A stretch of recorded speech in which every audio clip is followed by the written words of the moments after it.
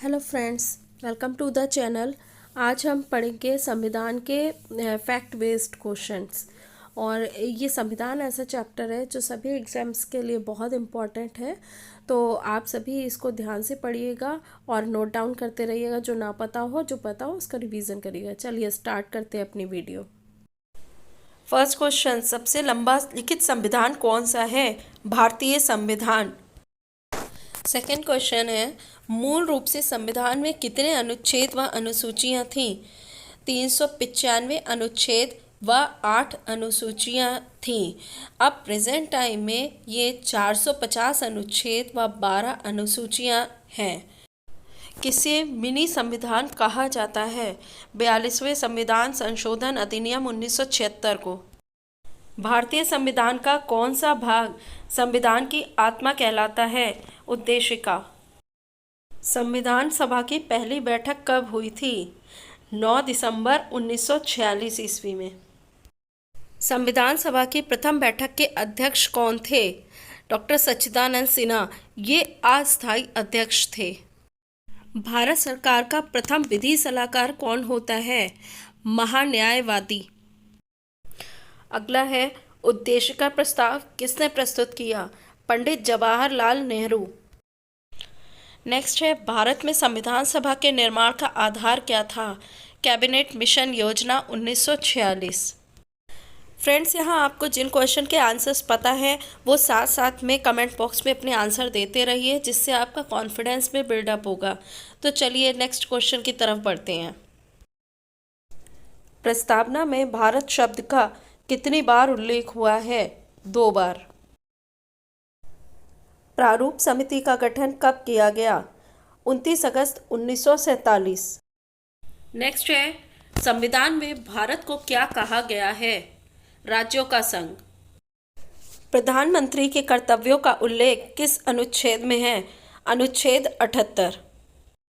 भारत के संविधान को लागू कब किया गया? 26 जनवरी 1950। अगला क्वेश्चन है, मुस्लिम हेतु पृथक निर्वाचन प्रणाली लागू की गई मौर्ले मिंटो सुधार द्वारा। उद्देश्य प्रस्ताव कब प्रस्तुत किया गया? 13 दिसंबर 1946। अगला क्वेश्चन है, नगर पालिकाओं को संवैधानिक मान्यता किस संशोधन द्वारा प्रदान की गई है? 74वें संविधान संशोधन। झंडा समिति के अध्यक्ष कौन थे? जेबी कृपलानी। धार्मिक स्वतंत्रता का अधिकार किस अनुच्छेद के अंतर्गत आता है? अनुच्छेद 25 के अंतर्गत। भारत के संविधान को अंगीकृत करने की तिथि क्या है? 26 नवंबर 1949। भारत की 22 भाषाओं का उल्लेख किस अनुसूची में मिलता है? 8वीं अनुसूची। नेक्स्ट है, 92वें संविधान संशोधन द्वारा कौन सी भाषाएं जोड़ी गई हैं? आंसर है बोडो, डोगरी, मैथिली, संथाली। अगला क्वेश्चन है, केंद्र और राज्य के बीच शक्तियों का बंटवारा किस अनुसूची के अंतर्गत आता है? 7वीं अनुसूची। पॉकेट वीटो का इस्तेमाल किस राष्ट्रपति ने किया? ज्ञानी जैल सिंह। यहाँ पे पॉकेट वीटो का मतलब आपको बता दें कि the power of the president to not act upon the bill. संविधान सभा के स्थायी अध्यक्ष कौन और कब बने? डॉक्टर राजेंद्र प्रसाद। ये संविधान सभा के स्थायी अध्यक्ष थे और ये 11 दिसंबर 1946 को बने। नेक्स्ट क्वेश्चन की ओर बढ़ते हैं। संविधान सभा के उपाध्यक्ष कौन थे? एच.सी. मुखर्जी। संविधान संशोधन प्रक्रिया कहाँ से ली गई है? दक्षिण अफ्रीका से। मूल कर्तव्य किसकी अनुशंसा पर जोड़े गए थे? सरदार पूर्ण सिंह। 42वें संविधान संशोधन द्वारा प्रस्तावना में कितने शब्द जोड़े गए थे? आंसर है समाजवादी, धर्मनिरपेक्ष एवं एकता और अखंडता। नेक्स्ट इज, संविधान में समवर्ती सूची का प्रावधान कहाँ से लिया गया है? ऑस्ट्रेलिया से। 7वीं अनुसूची में किस प्रकार की अनुसूचियों का वर्णन है? आंसर है संघ सूची, राज्य सूची और समवर्ती सूची। किस अधिनियम द्वारा भारत का गवर्नर जनरल पद सृजित किया गया? 1833 का चार्टर एक्ट द्वारा।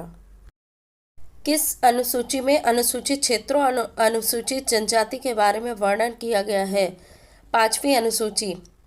पांचवी अनुसूची में अनुसूचित क्षेत्रों और अनुसूचित जनजाति के बारे में वर्णन किया गया है।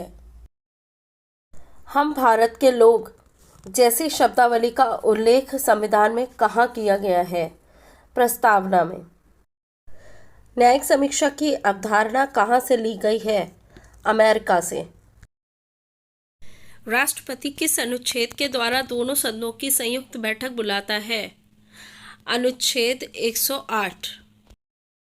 संविधान सभा के संवैधानिक सलाहकार कौन थे? Sir BN. राव। विधि दिवस कब मनाया जाता है? 26 नवंबर को।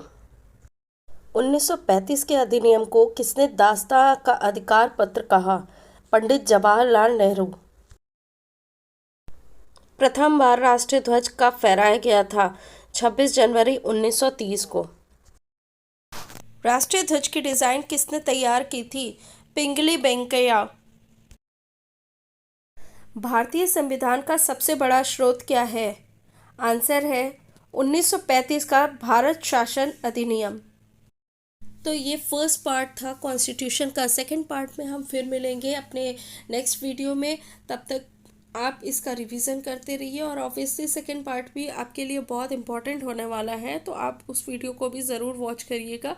तब तक के लिए गुड बाय, टेक केयर। पढ़ते रहिए, खूब अच्छे से मन लगा के पढ़िए और अपना रिवीजन करते रहिए। धन्यवाद।